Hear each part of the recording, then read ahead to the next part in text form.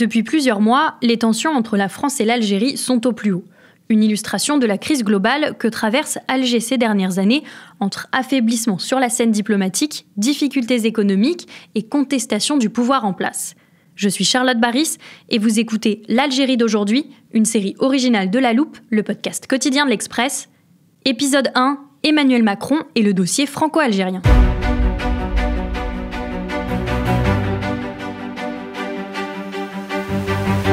Près de 19 € les 700 grammes dans ce magasin. 19 €, c'est hallucinant. En Algérie, elle coûte 4 €, hein. Pas 19 €.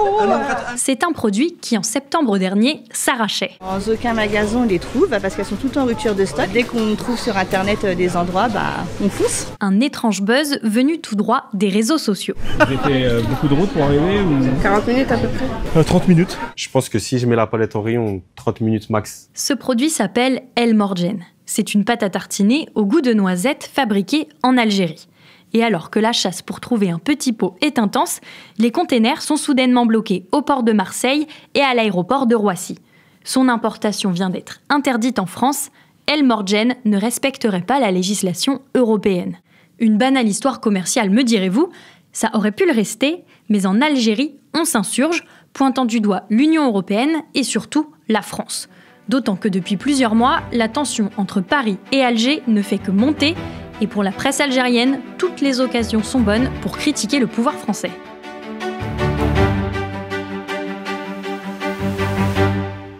L'Express a consacré un numéro du magazine à ces défis de l'Algérie, et ceux qui ont mené l'enquête vont m'accompagner durant ces 4 épisodes. Aujourd'hui, j'accueille Étienne Girard et Alexandra Saviana, journalistes au service Société. Bonjour à tous les deux. Bonjour Charlotte. Bonjour Charlotte. Au-delà de l'anecdote que je racontais en introduction, ces derniers temps, l'Algérie fait très régulièrement la une de l'actualité chez nous. Oui, et surtout depuis 6 mois en fait. On t'apporte un petit calendrier des récentes turbulences dans la relation franco-algérienne. C'est parfait, et je vois la première date sur votre calendrier, c'est le 27 juillet 2024. Alors oui, ce jour-là, il y a la publication d'une lettre d'Emmanuel Macron au roi du Maroc, Mohamed VI. Le président français y reconnaît que le présent et l'avenir du Sahara occidental s'inscrivent dans le cadre de la souveraineté marocaine. Le Sahara occidental, je pense que ça mérite une petite définition. Pour nous apporter un éclairage historique dans cette série, j'ai posé quelques questions à Pierre Vermeyren. Il est historien, professeur à l'université Paris 1 Panthéon-Sorbonne, spécialiste du Maghreb et auteur d'une histoire de l'Algérie contemporaine. C'est un dossier qui s'est embourbé, enlisé dans la diplomatie internationale. D'abord sur le terrain sous forme d'un conflit militaire armé qui a duré près d'une vingtaine d'années. Et puis lui a succédé une paix, disons plus exactement une forme de trêve sur le terrain, avec 2 armées qui se font face. Le Polisario soutenu par l'armée algérienne et l'armée marocaine qui occupe 80% de cet espace. C'est une affaire qui remonte aux origines de l'indépendance, à 1963. Quand le Maroc a finalement déclenché la guerre des sables pour s'emparer de la région saharienne de Tindouf, qu'il considérait comme sienne. Et depuis ce moment-là, l'armée algérienne, l'état-major algérien, une partie de la classe politique algérienne veut faire payer le Maroc pour cette faute originelle. Et ça s'est fixé finalement sur ce bout de territoire qui n'est pas très intéressant, il faut bien le dire, puisqu'il y a 200 000 km². La principale ressource, c'est le phosphate, mais le Maroc en est déjà le premier détenteur mondial.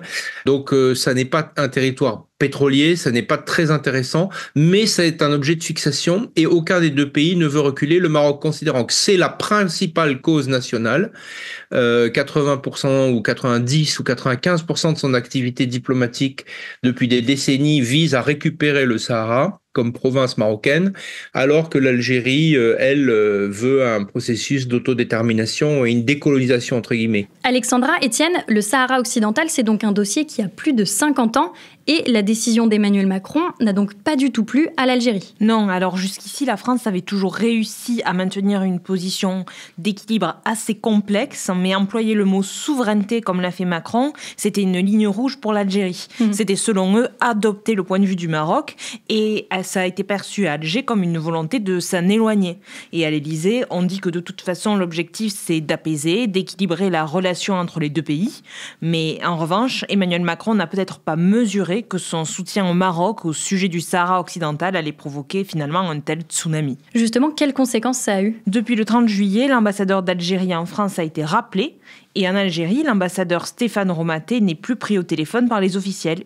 Le président Tebboune ne veut plus parler lui non plus à Emmanuel Macron. Et tout ça s'est accentué par la date suivante dans le calendrier, le 28 octobre. Et que se passe-t-il ce jour-là ? Ce jour-là, c'est la visite d'État d'Emmanuel Macron au Maroc. On en parle beaucoup dans l'actualité française. Le président français est venu accompagné d'une grosse délégation qui a pu assister au dîner d'État au Palais Royal. Au sein de celle-ci, plusieurs ministres comme Rachida Dati et le ministre des Armées Sébastien Lecornu. Mais aussi de nombreux artistes, l'acteur Gérard Darmon, l'humoriste Yacine Bellatar, l'animateur Bernard Montiel ou encore Bernard-Henri Lévy et Ariel Dombal. À son arrivée lundi à Rabat, Emmanuel Macron a été accueilli par le roi du Maroc Mohamed VI au son de 21 coups de canon. Tout ça est très mal perçu à Alger, qui est un peu vexé de tant d'égards accordés aux voisins et rivales. Je regarde la date suivante dans votre chronologie des querelles diplomatiques entre la France et l'Algérie, le 16 novembre, et je sais de quoi il s'agit, c'est l'enlèvement de l'écrivain Boualem Sansal. Effectivement, Boualem Sansal, c'est un écrivain franco-algérien et vient d'avoir la nationalité française, il a 80 ans.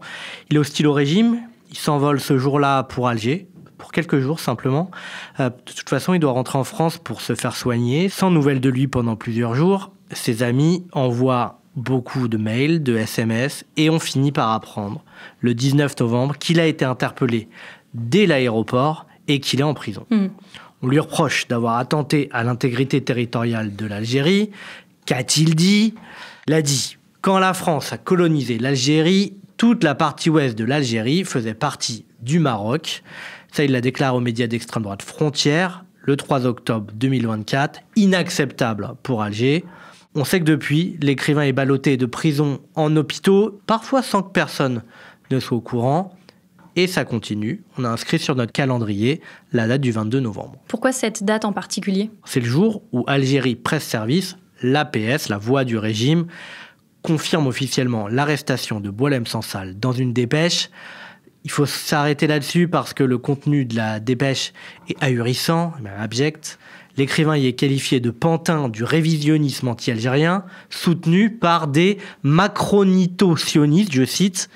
Date importante car cela montre comment les médias pro-régime utilisent des informations pour attaquer la France, parfois même des informations fausses. Des informations fausses comme c'est arrivé par exemple le 7 décembre. Oui, alors ce jour-là, un média algérien parle d'un complot de la DGSE, le service secret extérieur français, visant à déstabiliser l'Algérie. Un prétendu djihadiste repenti raconte face caméra avoir fait l'objet d'une tentative de recrutement par un agent secret français. L'espion lui aurait notamment demandé d'infiltrer des groupes islamistes radicaux algériens. Ces annonces de complot de la DGSE, en réalité, ça fait des années que ça dure à Alger. Au Quai d'Orsay, on s'interroge sur les architectes de ces histoires.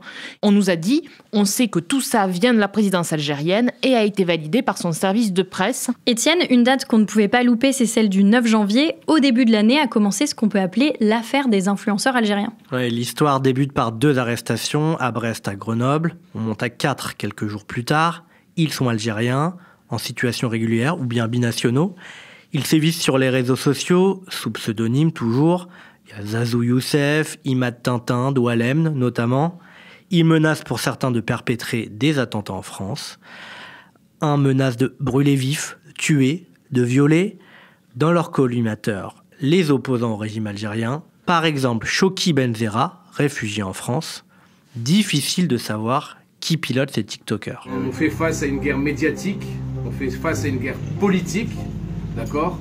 Ça va aller de pire en pire au fil des mois prochains.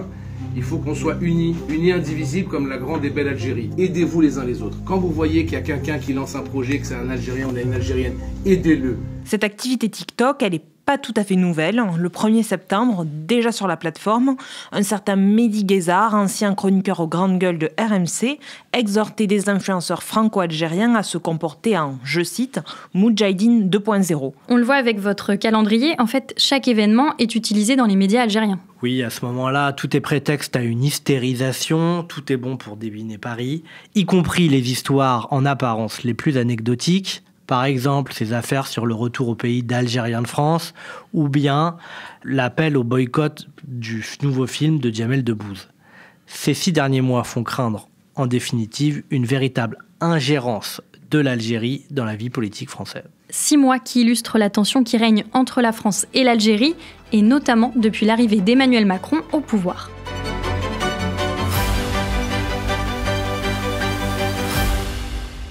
C'est la phrase qui déclenche la polémique. Quand Emmanuel Macron, en visite à Alger, livre sa définition de la colonisation, un sujet toujours brûlant. C'est un crime contre l'humanité, c'est une vraie barbarie, et ça fait partie de ce passé que nous devons regarder en face, en présentant aussi nos excuses à l'égard de celles et ceux vers lesquels nous avons commis ces gestes. En février 2017, en pleine campagne présidentielle, les propos d'Emmanuel Macron sur la colonisation en Algérie font polémique, mais ça montre que c'est un sujet important pour celui qui va être élu quelques mois plus tard. Oui, Emmanuel Macron a fait de la réconciliation avec l'Algérie l'un de ses dossiers prioritaires. Et pour le président, ça passe surtout par le versant mémoriel. Donc pour ça, il est entouré de Benjamin Stora, un historien né en Algérie en 1950. Stora est considéré comme l'un des meilleurs spécialistes de l'Algérie, et notamment de la guerre d'Algérie.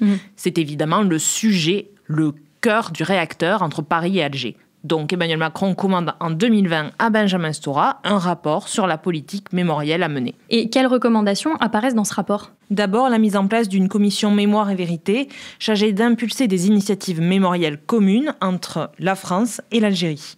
L'historien propose que cette commission soit composée de différentes personnalités engagées dans le dialogue franco-algérien. Benjamin Stora va donc mettre en place un groupe avec 5 historiens français et 5 historiens algériens.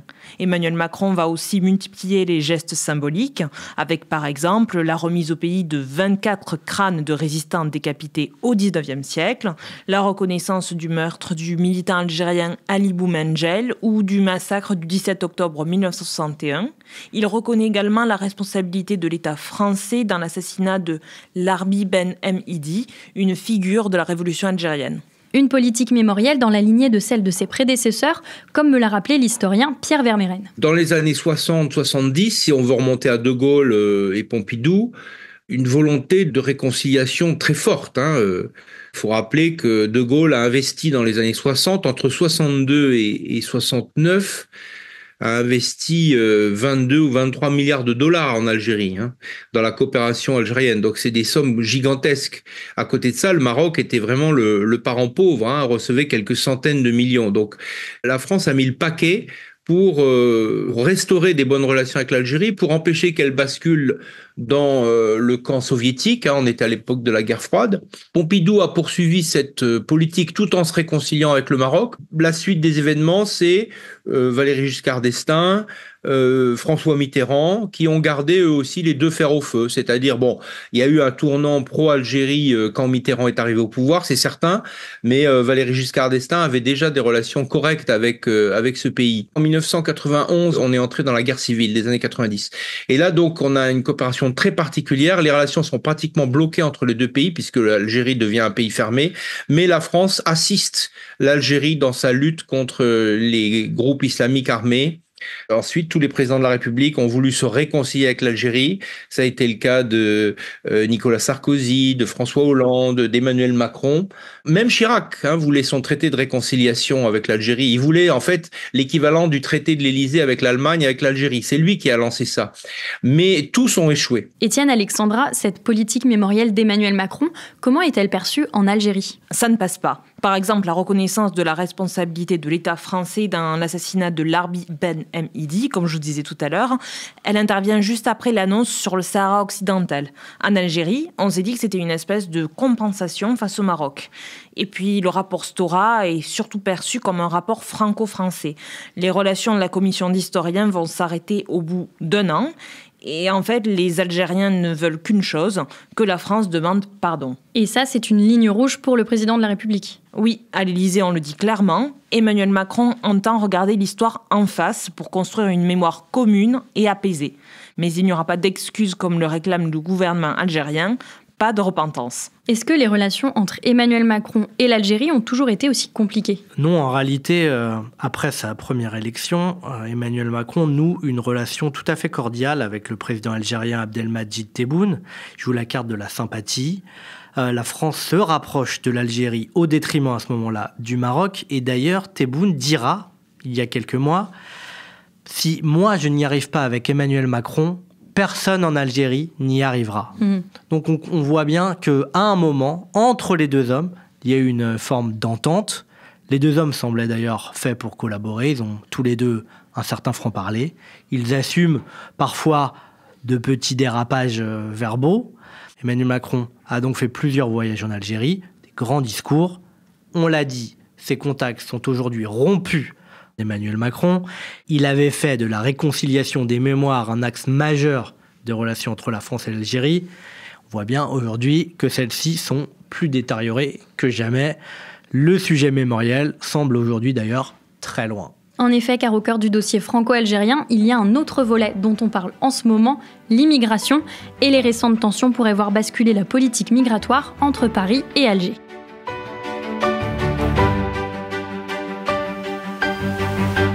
C'est un accord migratoire spécifique qui sort les Algériens de toutes les lois migratoires françaises. L'historien Pierre Vermeyren a évidemment fait quelques rappels concernant les accords de 1968. Alors, si vous voulez, les accords d'Évian qui ont été négociés à la fin de la guerre d'Algérie et signés le 18 mars 1962, qui visait à maintenir finalement une très grande porosité, une très grande liberté de circulation entre la France et l'Algérie, puisqu'il s'agissait que le million de Français qui vivaient à l'époque en Algérie, de pieds noirs, puissent librement s'installer, librement circuler, sortir, aussi bien physiquement que ses capitaux, ses biens, voilà, qui circulent librement. Et donc, les Algériens avaient négocié la réciprocité pour les Algériens de France. Sauf que ces accords d'Évian ne sont jamais entrés en vigueur, puisque les pieds noirs ont quitté précipitamment l'Algérie pour la plus grande partie d'entre eux dans l'été 62. Les Français prennent conscience qu'il faut renégocier.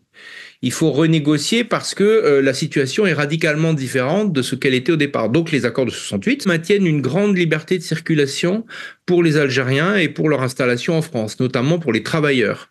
La licence de commerce, par exemple, tout Algérien qui est en France peut y rester s'il ouvre un commerce. Bon, c'est assez spécial, hein. Ce qui fait que depuis 68, et même si ça a été renégocié 4 fois, je crois, depuis, et c'est normal parce qu'entre-temps, il y a eu l'Europe, il y a eu la citoyenneté européenne, il y a eu Schengen, il y a eu l'instauration des visas, enfin bref, il a fallu renégocier à chaque fois dans un sens un peu plus restrictif. Néanmoins, sur le fond, cet accord reste en vigueur. Ça ne veut pas dire que tous les Algériens peuvent venir en France, bien évidemment, hein, ça reste rare. Quand vous regardez les sondages et les demandes d'émigration et la réalité de l'immigration, elle est faible, mais c'est un héritage colonial auquel le pouvoir algérien est très attaché. Les accords de 1968 sont source d'un intense débat politique en France. Ils sont revenus sur le devant de la scène en juin dernier et justement dans les pages de l'Express. Édouard Philippe remet en cause dans les colonnes de l'Express ces accords. Il n'est pas le seul. 55 ans après, les conditions ont changé. Je pense que ce traité, il faut le réexaminer, affirmait par exemple le président du Sénat LR, Gérard Larcher. Le 10 janvier 2025, c'est cette fois l'ex-premier ministre Gabriel Attal qui dénonce l'accord franco-algérien de 1968. Il le qualifie de filière d'immigration à part entière dans un contexte de tension entre les deux puissances. Le nouveau ministre de l'Intérieur Bruno Retailleau, lui aussi, veut le remettre en question. Et évidemment, tous ces accords sont dénoncés de longue date par l'extrême droite, notamment le Rassemblement national. Et pourquoi c'est un sujet aussi passionnel dans notre paysage politique ? Le sujet plus global de la communauté algérienne, il est hyper politique, parce qu'il renvoie à un échec de l'intégration en France, vu par les pouvoirs publics français. Je me rappelle, il y a quelques années, d'avoir entendu un maire de Marseille, c'était Jean-Claude Gaudin, qui expliquait que les drapeaux algériens aux abords du stade Vélodrome, ça ne plaisait pas. C'est ce qu'il a dit. Ça renvoie à une communauté extra-française très visible sur le sol français. Ça déplaît à la droite. Et les accords de 1968, c'est aussi un sujet très fort en Algérie. Oui, en fait, il y a une espèce de paradoxe côté algérien, avec d'un côté une critique de la France et pourtant le rêve d'immigrer dans l'Hexagone. Et ça, c'est très caractérisé par la question des visas. Il y a eu une réduction par la France des visas accordés à l'Algérie et elle a été très mal perçue par le peuple algérien. Ça, c'était juste après le Covid. Parce que les accords de 1968 facilitent l'immigration. Il y a aussi une diaspora algérienne importante en France. La France, pour les Algériens, c'est leur première porte vers le monde. Et puis il y a un autre problème qui est le retour des Algériens sous OQTF, sous obligation de quitter le territoire français. L'Algérie n'aime pas délivrer des laissez-passer consulaires, n'aime pas reprendre ses ressortissants. Souvent, les OQTF, ce sont des délinquants. C'est une relation très ambivalente, très ambiguë. Étienne, Alexandra, si on regarde dans la pratique, quelles pourraient être les conséquences d'une modification des accords de 1968 ? Moins de visas pour les Algériens, tout simplement, donc moins d'immigration légale. Il y a aussi d'autres accords qui pourraient être dénoncés, des accords moins connus concernant par exemple les visas diplomatiques. Paris évoque aujourd'hui également des sanctions individuelles qui pourraient exister comme des gels d'avoirs sur des officiels en France. C'est envisagé. La dénonciation de tels accords pourrait avoir un effet contre-productif, notamment d'un point de vue migratoire. Ça pourrait motiver l'Algérie à durcir encore plus, toujours plus, la délivrance de laissez-passer consulaires. Encore un immense enjeu sécuritaire entre les deux pays. Les deux États sont inquiets de la montée en puissance de djihadistes franco-algériens, parfois français, parfois algériens, en Syrie. Ils ont montré leur capacité de nuisance. Et donc, les deux pays ont, de ce point de vue-là, un intérêt partagé à échanger des informations. Une analyse signée Alexandra Saviana et Étienne Girard du service Société de l'Express. Merci beaucoup à tous les deux. Merci. On retrouvera Étienne Girard un peu plus tard dans cette série. Dans cet épisode, nous avons évoqué les tensions avec le Maroc, la place régionale et internationale de l'Algérie. C'est ce qui va nous intéresser dans la suite de ces podcasts. Alors si ce premier volet vous a plu, pensez à vous abonner à La Loupe. Ça se passe sur toutes les plateformes d'écoute comme Deezer, Apple Podcast ou Spotify. L'Algérie d'aujourd'hui est une série originale de La Loupe, le podcast quotidien de l'Express, réalisé par Jules Cros. À demain.